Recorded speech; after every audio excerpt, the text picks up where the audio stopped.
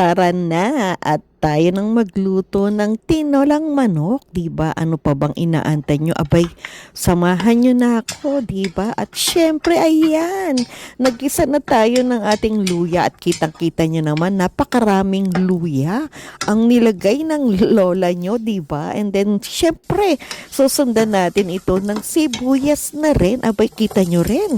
Aba, talagang naparami yata yung aking paghihiwa ng luya, 'di ba? And then kanun din yung sibuyas. Tignan nga natin itong bawang kung ganun din kadami. Abay, talaga naman po. Napakarami rin ng ating bawang. Abay, talagang medyo nakakaluwag-luwag ang lola nyo sa kanyang mga spices na gisa, ha?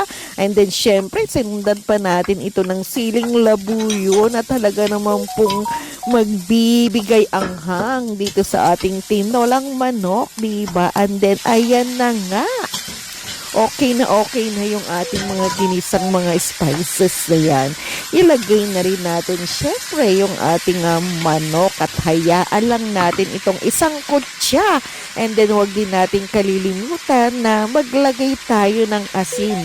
And then syempre yung ating ano ba to? My God, napadami din yung ating ano ba yan? Nakalimutan ko na, may gulay, ang ground pepper, di ba?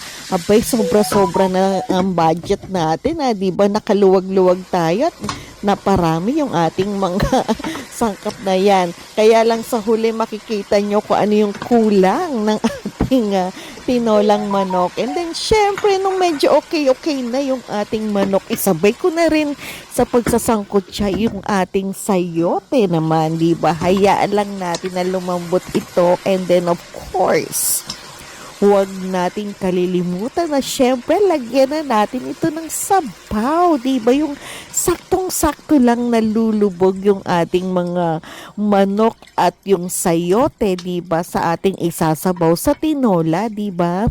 At hayaan lang natin itong kumulo ng gusto at mapalambot pa ng gusto yung ating sayote at ang manok, di ba? Hayaan, no? Talagang kitang-kita nyo, di ba? At ayan na nga, kumukulo na, diba? So, kailangan na natin tikman ito. Excited na ang lola nyo, diba? Kaya naman po, tsak na mag-a-approve yan. Yun nga lang, sabi ko nga, kulang lang tayo ng dahon, diba? So, okay na rin yan, at least, diba? Napakasarap at nilagyan ko na lang din, syempre, ng ating green chili. Kaya tara na, kain na tayo.